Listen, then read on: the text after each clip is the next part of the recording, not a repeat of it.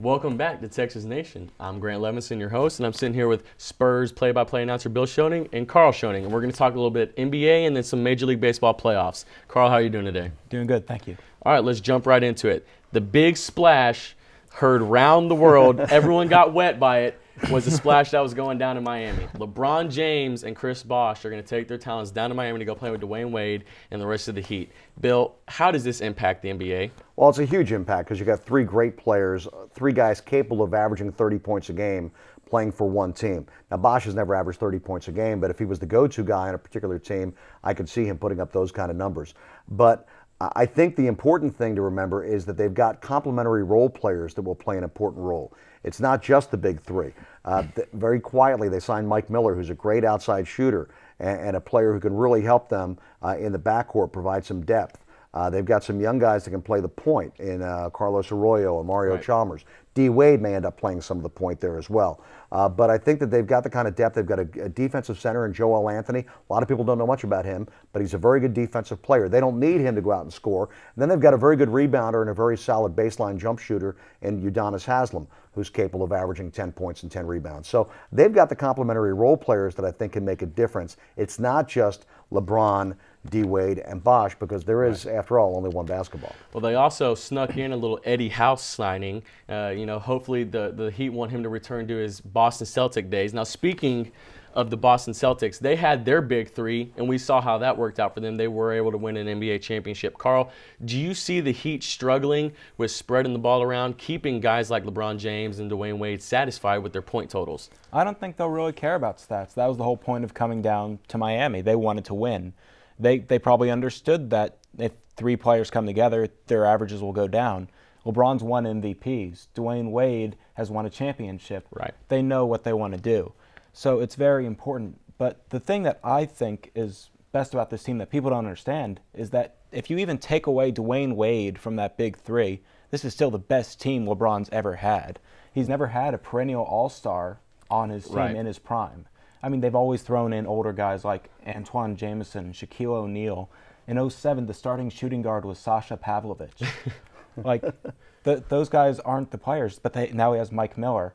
You know, Mo Williams was good, but Mo Williams, Dwayne Wade. It's tough, and they also have a good scorer. Of course, he lost Carlos Boozer second year, but the Cavaliers just didn't make the correct moves in the front office, and that's just the way the game works, but they'll be very good this season. The only mistake they made was probably looking back at it, hindsight. They could have not signed Joel Anthony, signed Eric Dampier, who's put up better production, fewer minutes, and then kept Michael Beasley. Well, they've definitely made all the right front office moves this offseason. And some other teams that have made great offseason moves have been, the Knicks and the Bulls and the Celtics. But, Bill, who do you think made, besides the Heat, the best offseason splash? This is going to sound crazy, but I think the Lakers quietly improved themselves because they acquired a veteran guard like Steve Blake, who's a very steady player, doesn't turn the ball over, doesn't mind taking a backseat to other scorers, although he's capable of scoring himself, and a real good locker room guy. They also got Matt Barnes, who's a very good, versatile defender, can guard a couple of different positions, very athletic. He can back up Ron Artest at the three. They can have some combinations with him. They can go small with a guy like Matt Barnes, who's not a great scorer, but can have those nights where he chips in 10 or 12 points. So I think very quietly the Lakers kind of improved themselves. The big question, of course, for the Lakers is the health of Andrew Bynum, because I think the West all around got better. Not just the Lakers. So they're just trying to make sure they stay a step ahead of everybody else. But if Bynum is not available, then I think they could be a little bit vulnerable up front. Well, Andrew Bynum is like the world's slowest healer. It's a shame. He's going to be out until maybe December at this point. It's unfortunate. But they also signed Theo Ratliff, who is still a good shot blocker, I believe. Very efficient with last year's Charlotte. And he'll be a good step-in when you talk about the front court depth. Well, I agree with you, Bill. Matt Barnes is going to be great for their defense. Just imagine Kobe, Ron Artest, and Matt Barnes on the court at the same time. Who's going to score? You're going to have to kick it inside to somebody big. Now, Karl, who do you think, besides obviously now the Lakers and the Heat, who do you think made the best pull? Well, the thing you have to look at was the Boston Celtics. When Kendrick Perkins went down to the finals, they lost that series because they didn't have inside defense. They didn't have the rebounding. They didn't have the shot blocking. That was very important to them, and that cost them Game 6 and Game 7 of the finals. Right. This year they went out and they got both O'Neals. They got Shaq and Jermaine. They used their full mid-level exception on Jermaine, and then they signed Shaq to the vet minimum. So that's very important. They also added some outside shooting with Von Wafer, who played with the Rockets recently, and he went overseas and it didn't quite work out. But that team is they addressed their issues. Even though Rasheed Wallace retired, that's not too big of a deal now that they have the inside presence that they were lacking in the finals. Bill, real quick, do you see Carlos Boozer going to Chicago being as a big move for the Bulls, putting them in contention for not only the playoffs but for an NBA championship? Yeah, and then he goes and gets hurt, so he's going to miss the first couple of months of the season. Right. Obviously, Boozer's a very good back-to-the-basket player, shoots a high percentage, can shoot the 15-foot mid-range jumper, can also post up. So, yeah, he brings a lot of flexibility to the front court as well. He'll help out Joakim Noah a lot when he's healthy. Right. I remember a few years ago, the 76ers made a very similar trade. They were a playoff team, but they weren't a playoff team contender. Right. And they signed Elton Brand. I was very excited for the Sixers because Elton Brand's a low post scorer who does the very similar things, and it just didn't work out. They signed to the exact same contract as well. So we might be looking back and saying that was a bad signing in a couple of years. I'm not 100% sold on it since Boozer's getting older. Okay. Well, let's switch gears now, and we're going to go on to a little bit of Major League Baseball. We're going to go into the playoffs now, actually. One thing that has remained constant throughout the season and into the playoffs has been it's the year of the pitcher, without a question of a doubt. Roy Halladay threw a perfect game last Wednesday night. Tim Lincecum threw a 2-hit, 14 strikeout complete game last night. I mean, just these pitchers are just completely taking over the games. And even Derek Lowe threw a great game, only allowed 1 run last night. Now, Bill, when you see all these pitchers playing this well, do you think that the game is evolving back to the pitching? Well, you know, I remember back in the 60s, long before you were born, there was a pitcher named Bob Gibson, and because he was so dominant, they actually lowered the mound. The mound used to be higher, and back then it was a golden era for pitching. They had guys like Juan Marichal and Gibson, and a guy named Denny McLain won 30 games one year for Detroit. So they tried to level it out a little bit by lowering the mound. But this is the best pitching, top to bottom, we've seen in Major League Baseball in quite some time. And Philadelphia's got 3 of them. Right. Cole Hamels, left-hander, really came back this year when the pressure wasn't on him to be the ace. They got Oswalt, of course, from the Astros during the trade deadline in July. That has been huge. He's won his last 7 outings for them and has been dominant pitcher during his career. Got to see Roy Oswalt play in Round Rock and Double-A when he first came up and won a Texas League championship. So he's been a good pitcher for a long, long time. So with those 2 guys, plus Halladay and Brad Lidge, who's been running kind of hot and cold but has been better lately, it's going to be tough to beat them because of their pitching. Well, Carl, speaking of the Phillies pitching, it seems that the Philadelphia Phillies have a knack for bringing in the right pitcher. Maybe not always the best, but the right one. When they brought in Cliff Lee, he did fantastic for him. When they brought in Roy Halladay, he's done fantastic. And since Roy Oswalt has been on the team, as you said, he's won 7 games and hasn't looked back since. So do you think that that's a front office move, or do you think that that's just a player's personal vendetta? We're like, hey, I'm on a good team now. Let's go win some games. Well, that's why Roy Halladay wanted to come to Philadelphia. He wanted to be on a contending team.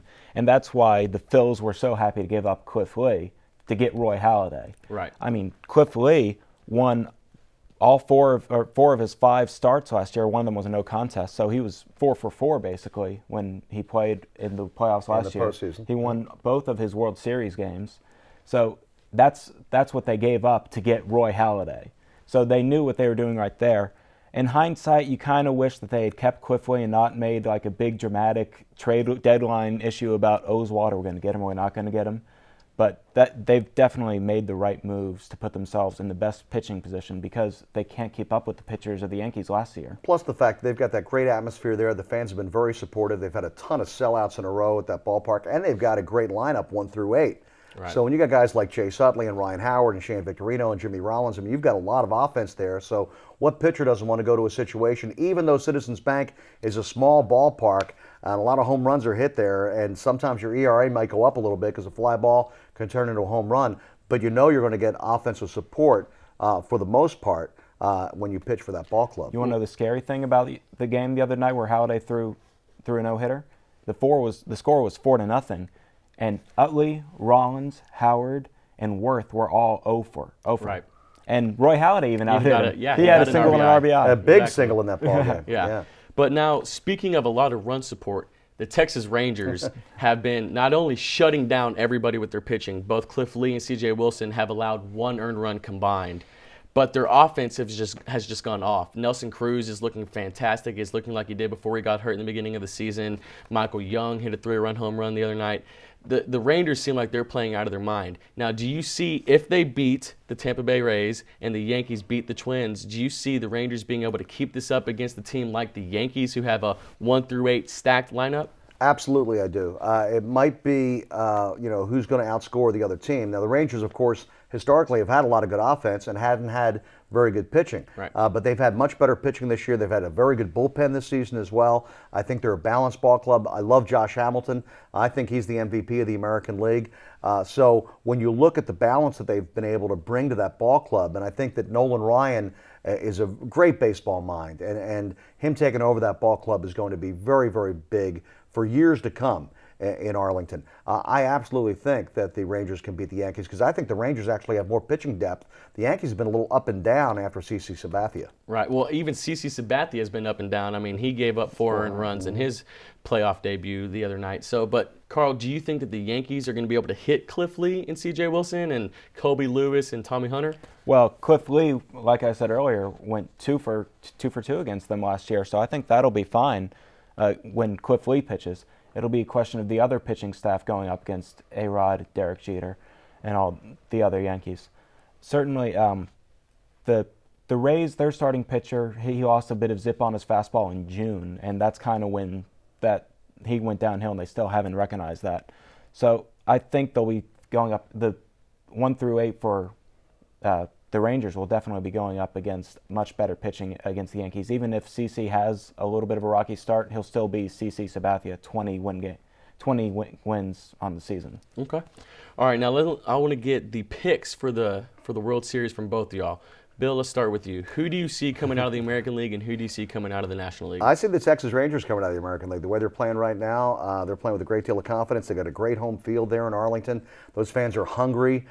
They've been waiting for a winner there for a long, long time. So I think the Rangers are going to survive the American League, and I think they're going to play the Philadelphia Phillies. It's just very difficult to beat that pitching staff, especially now with Lidge coming out of the pen and doing well. So I'll take the Phillies over the Rangers in a 6-game series. I like it. Red, white, and blue versus red, white, and blue. Karl, what about you? I think the Rangers are a very good team. I think they're just 1 year too early. I think the Yankees have that experience, and it'll be a Phillies-Yankees rematch. But this year, the Phils have the pitching rotation. The Yankees don't have the same advantage they had over the Phillies last year. And it comes down to that ESPN commercial that just came out, the Derek Jeter and the Fanatic. that was hilarious. I love that. I think that was like an omen that'll be the World Series, and the Fanatic will overall dupe the Yankees. All right. Well, Bill, I want to thank you very much for coming on to our show today. Karl, thank you always for your input. Well, when we come back, I'll have Aaron Wolf and Devin Walker joining me for a little NFL and NCAA football talk, so don't go anywhere.